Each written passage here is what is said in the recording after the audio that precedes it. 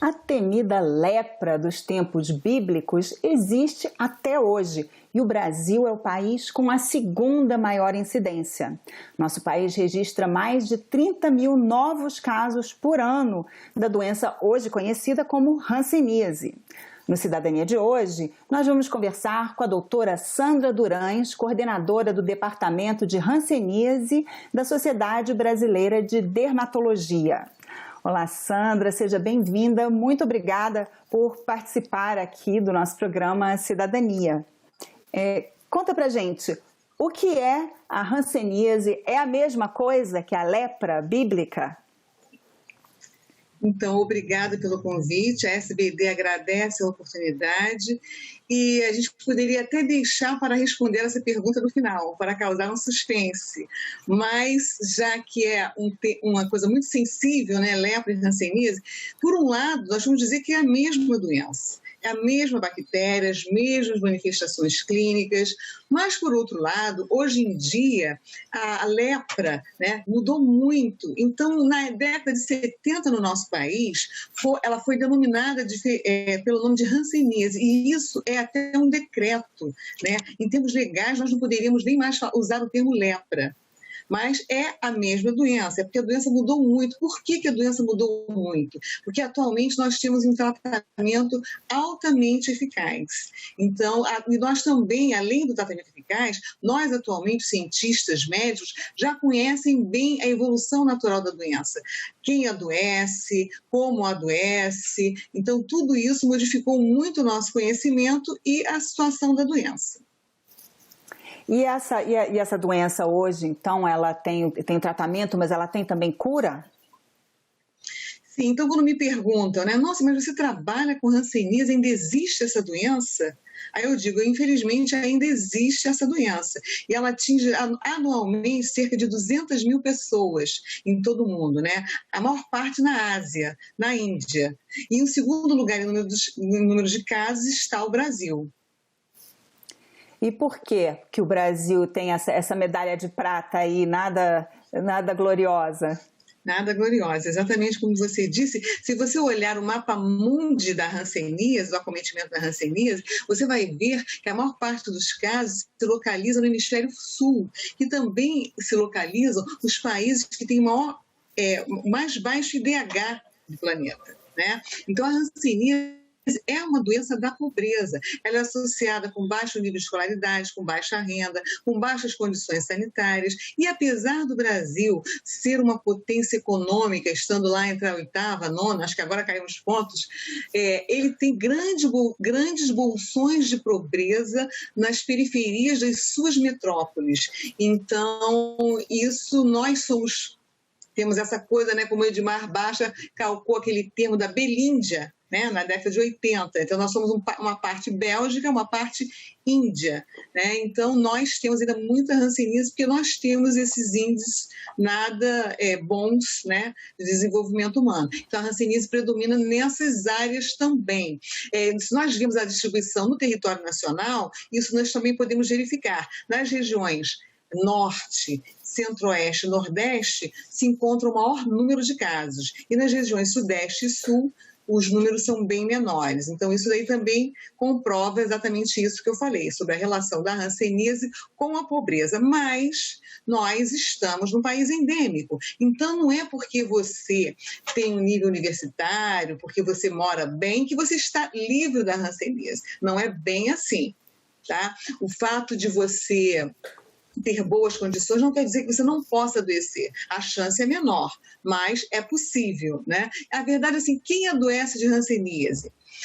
Nós sabemos atualmente que a partir do momento que o ser humano entra em contato com a bactéria da hanseníase, na verdade, apenas uma minoria vai adoecer. A maioria de nós temos uma boa resistência à doença.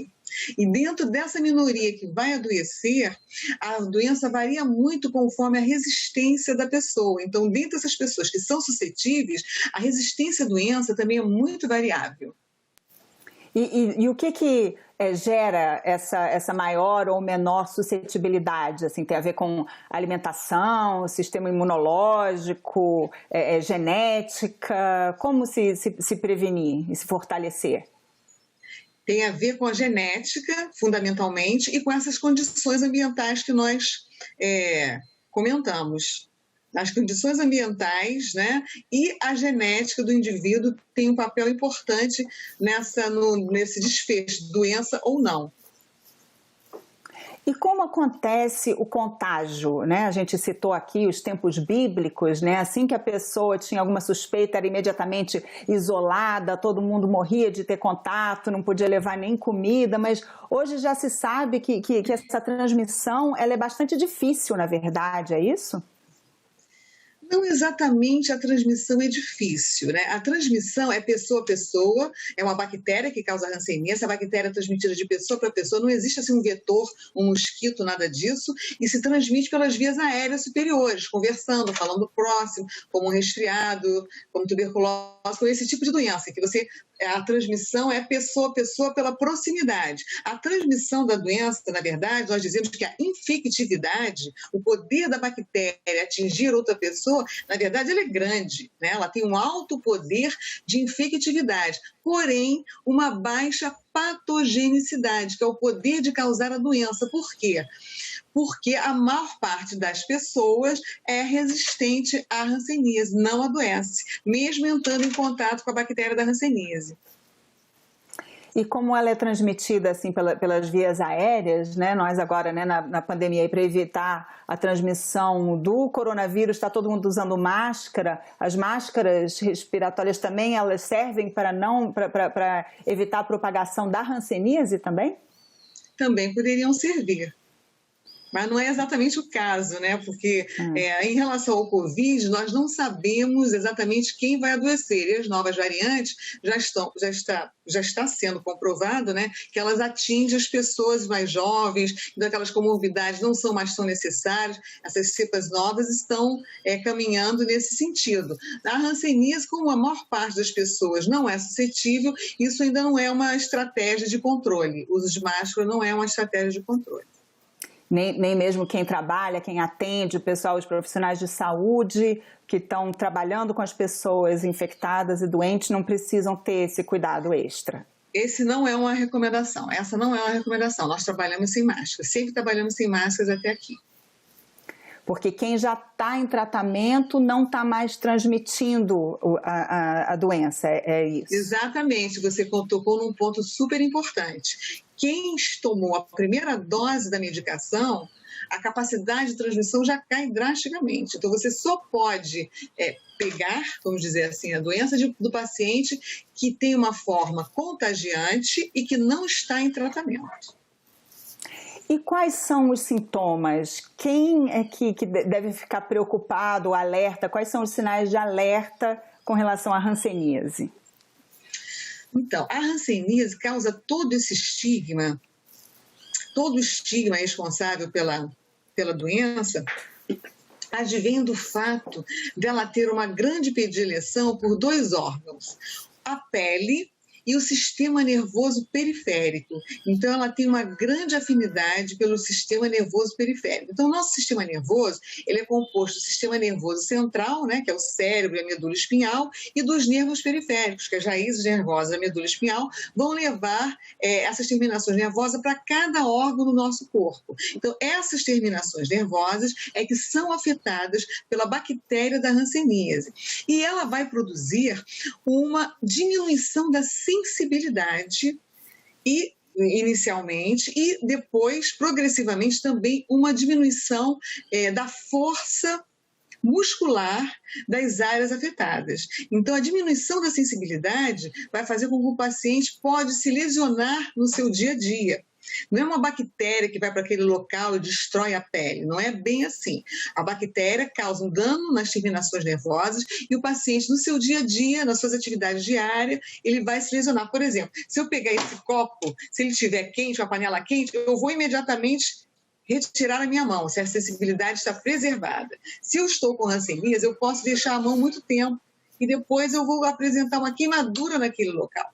Né? Essa queimadura pode sofrer uma infecção secundária por outras bactérias, pode essa infecção se estender ao osso, causando uma osteomielite, e inclusive pode haver perda desses tecidos que foram lesionados. Tá? Isso no pé, por exemplo, pode acontecer de uma outra forma. Se a sensibilidade dos pés está prejudicada, eu posso não sentir uma pedrinha dentro do meu sapato, que vai ter o mesmo efeito dessa queimadura. Né?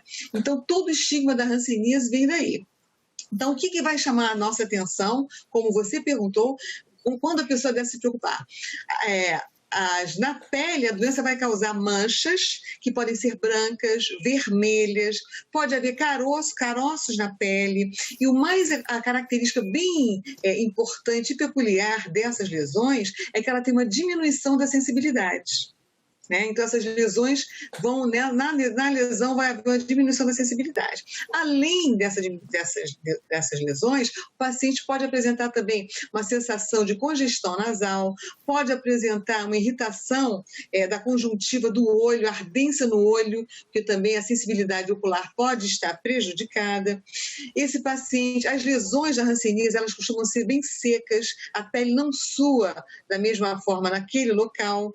Além disso, esse paciente pode apresentar diminuição da sensibilidade não apenas na lesão, mas também nas mãos e nos pés, numa forma que a gente chama como se fossem bota em luva, né? Nas mãos e nos pés, mesmo na ausência de lesões naqueles locais. Porque existe uma forma mais rara da hanseníase, que se chama hanseníase neural pura, onde o paciente só tem acometimento do nervo periférico sem ter qualquer lesão de pele. As lesões de pele acontecem em 95% dos casos, mas num percentual pequeno pode haver apenas alterações da sensibilidade da força muscular. E existe também um período assim, de incubação que a pessoa já foi infectada, mas ainda não apresenta sintomas? Sim, a partir do momento em que você entra em contato com a bactéria da hanseníase, as pessoas suscetíveis só vão ter a doença muitos anos após. Este é um fator que dificulta muito as ações de controle da doença. Então, o período de incubação varia de 3 a 7 anos, e às vezes até mais. Então, existem dados históricos, né, de americanos que foram ao Vietnã, que é um lugar que tinha hanseníase, ainda tem, e as pessoas apresentavam hanseníase 20 anos depois. Né? Então, os Estados Unidos é um lugar que não tem casos que nós dizemos autóctones, casos que as pessoas adquiriram. Geralmente, os casos que têm, os casos incidentes, são pacientes que são oriundos de outros países. Né? Então, a incubação da doença é longa. E isso é um fator que dificulta realmente as ações de controle da doença. E durante esse tempo que a doença está incubada, a pessoa pode também transmitir a doença? Isso não é comprovado, mas é possível. Principalmente se essa pessoa for uma pessoa que tem uma baixa resistência à doença. Porque, como eu falei, dentre os casos suscetíveis, tem casos que a pessoa tem muito pouca resistência, ou quase nenhuma, e tem casos que o paciente tem muita resistência. Os pacientes que têm muita resistência, eles vão apresentar poucas lesões na pele, eles vão apresentar poucos nervos periféricos acometidos, eles vão apresentar uma carga bacilar pequena e pouca possibilidade ou próxima do zero de contagiar outras pessoas. Então, e os pacientes com a forma mais grave vão ter muitas lesões na pele, muitos nervos acometidos, uma alta carga bacilar com o potencial de contagiar outras pessoas. E as pessoas, por muito tempo, né, não havia tratamento e havia, assim, as pessoas eram segregadas, mandadas para leprosários. Existe também toda uma questão psicológica e social com relação a essa doença, não é verdade? sem dúvida que ainda existe preconceito. Isso é uma coisa muito importante de nós falarmos, de nós combatermos o preconceito, esclarecermos que atualmente essa coisa de cair pé e mão só acontece em pessoas que não se tratam. A pessoa que se trata, não acontece nada disso. O tratamento é altamente eficaz. A partir do momento que a pessoa tomou o medicamento, ela não transmite mais a doença. Antigamente, as pessoas ficavam nessas reclusas, né, nessas colônias de leprosários, e se criou uma outra doença, que foi a doença do preconceito e da exclusão da sociedade. Então, hoje em dia, há muitos anos, desde a década de 80, que as pessoas não, ou antes até disso, que as pessoas não vão mais para nenhuma colônia dessa. As poucas remanescentes que existem são pacientes antigos, daquelas décadas antigas, que realmente ficaram reclusos e não tiveram uma inserção social adequada após o seu tratamento. Então, os remanescentes são essas pessoas. Atualmente, nada disso mais ocorre. Como a gente está vendo, é uma doença que às vezes não tem sintomas muito evidentes, pode ficar incubada há muitos anos. Como que são detectados os casos de hanseníase? Então, justamente pelo acometimento da pele ser predominante na doença, o dermatologista foi o especialista que sempre esteve mais à frente do diagnóstico da hanseníase. Mas se você pensar bem em termos de saúde pública, você esperar que o paciente chegue até o dermatologista para fazer esse diagnóstico, muitas oportunidades de diagnóstico teriam sido perdidas. Então, houve uma recomendação como estratégia para melhorar o diagnóstico precoce da OMS e do Brasil, em nós descentralizarmos o atendimento. Antigamente, esses pacientes eram tratados em locais de referência secundária, por dermatologista, neurologista. Atualmente, 70% do diagnóstico da hanseníase é feito na atenção básica, por médicos da atenção básica e do programa da saúde da família. Mas isso foi possível porque os dermatologistas trabalharam incessantemente nos últimos anos em capacitar essas equipes de saúde, porque nós sabemos que a atenção básica ela tem uma rotatividade muito grande das equipes, né? As pessoas, o salário não é muito bom, e as pessoas, depois de algum tempo, acabam desistindo, acabam resolvendo se especializar em alguma outra coisa. Então, não há assim, uma política de saúde muito forte em manter a atenção primária de saúde. A atenção primária, que é onde está realmente, onde deveria ser o foco principal da medicina, deveria ser a atenção básica à saúde. Então, atualmente, o diagnóstico é feito 70% na atenção básica de saúde. E casos, às vezes, mais complexos, são referenciados para unidades em que você tem especialistas. E esse tratamento... Bom, era essa a pergunta? Isso. E o tratamento, ele está disponível gratuitamente para toda a população brasileira? Sim, o tratamento está disponível gratuitamente em todo o território nacional. Todos os municípios do país existem unidades com profissionais capacitados para tratar a doença. E esse tratamento, o que é mais importante, né? Voltando um pouco à nossa conversa, o que é crucial da hanseníase? O crucial na hanseníase é o diagnóstico e tratamento precoces. Por quê? Porque esses antibióticos, eles são muito eficazes em matar a bactéria da hanseníase, em interromper a cadeia de transmissão da doença. Porém, esses antibióticos não são capazes de reverter o dano neural que já foi instituído. Então, muitos pacientes chegam para nós já com alguma perda de sensibilidade, com algum problema de motor. Então, esses pacientes, além do tratamento da bactéria, né, dos antibióticos, eles têm que ter uma boa orientação em relação à prevenção de incapacidade, como se atuar no seu dia a dia, em termos profissionais, em termos do dia a dia, para não se lesionarem e não se incapacitarem e adquirirem deformidade. Então, por isso é que assim, o diagnóstico precoce é fundamental. Se nós pudermos diagnosticar todos os casos muito no início, né, os pacientes não vão ter nenhum dano neural. O tratamento vai ser muito mais fácil, né? Então, o tratamento ele é composto por três bases, né? A primeira, como eu falei, o medicamento, né, que atualmente é feito com 3 drogas, 3 medicamentos para os casos mais resistentes e 2 medicamentos para os casos menos resistentes. Esse tratamento é por um tempo prolongado. Então, para os casos menos graves é feito em 6 meses e para os casos mais graves durante 1 ano de tratamento.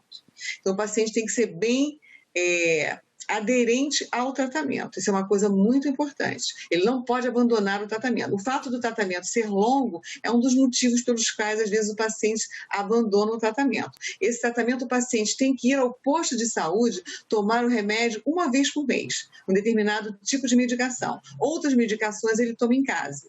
Então, esse paciente que a gente chama de multibacilar, né, que tem uma carga bacilar alta, ele tem que fazer esse tratamento por 1 ano. São 12 doses que ele tem que cumprir, num período de, no máximo, de 18 meses. E o paciente que nós chamamos de paucibacilar, que tem uma pequena carga, né, bacilar, que tem um menor número de lesões, ele tem que fazer 6 doses dessa medicação num prazo máximo de 9 meses. Além do tratamento, como eu falei, medicamentoso, ele é orientado em relação à prevenção de incapacidade e, em alguns casos, os pacientes podem sofrer processos imunológicos de uma reagudização da doença, que exige um outro tipo de tratamento também. Essa reagudização seria uma doença que já está sendo tratada, já melhorou e aí piora de novo, uma recaída? Essa reagudização não é exatamente uma recaída, né? Nós chamamos de reações jansênicas ou episódios reacionais, que são reações imunológicas que o paciente tem à morte bacilar. É como se você, de uma doença infecciosa, transformasse numa doença imunológica. E o tratamento para essa doença são medicamentos imunossupressores. Isso, às vezes, pode confundir para as pessoas que não têm muita prática no tratamento da hanseníase com a recidiva real da doença. O que seria a recidiva? Seria aquele paciente que entrou em contato de novo e readquiriu a infecção novamente. Isso pode confundir, mas isso é muito mais raro do que essas reações imunológicas que eu falei. É muito mais raro porque a medicação é muito eficaz. E isso geralmente só acontece mais de 5 anos depois que a pessoa já fez um tratamento completo.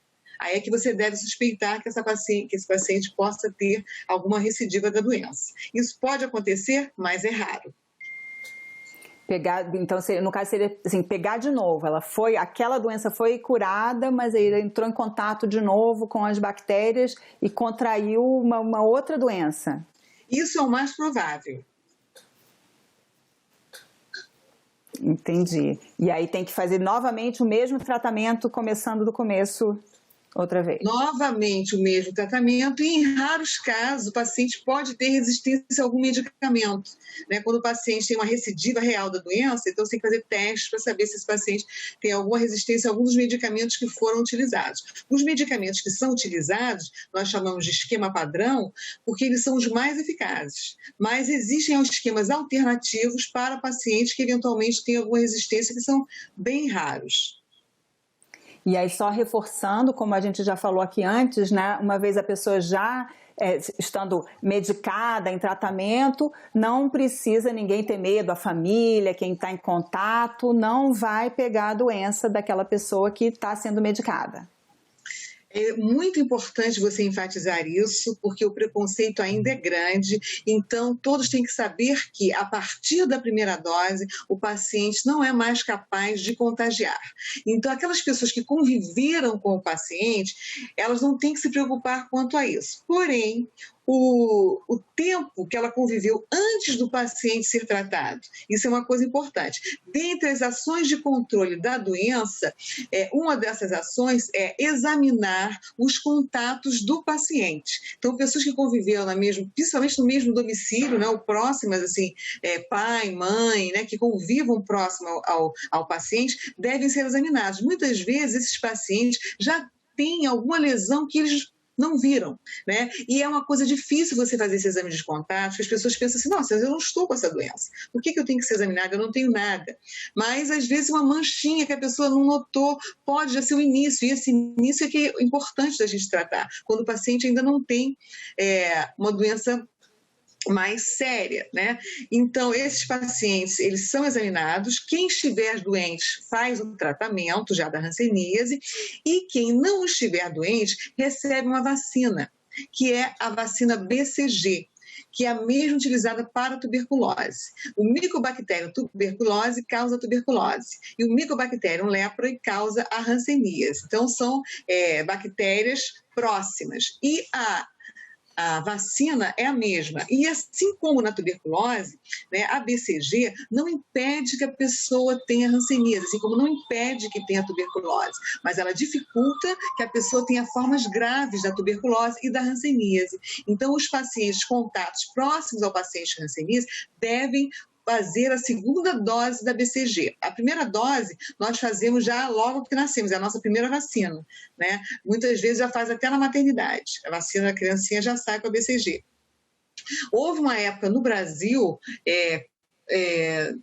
quando surgiu a HIV, né, as pessoas acometidas pela HIV, que o Ministério da Saúde instituiu a segunda dose da BCG.